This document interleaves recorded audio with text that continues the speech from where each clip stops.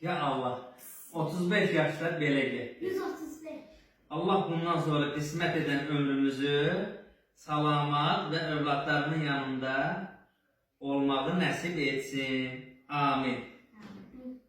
Şimdi kimden başlayayım? Balacadan. Yok balacadan. Yanında bir tane ağaç var. Evet.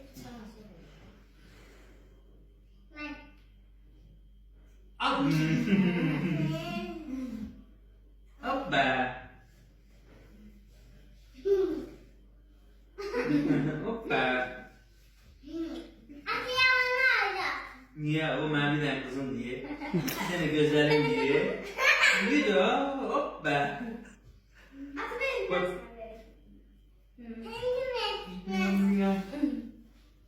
Allah.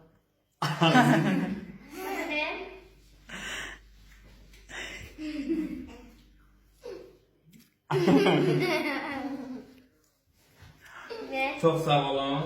Elbette. Ben yaptım. Kasıtsız.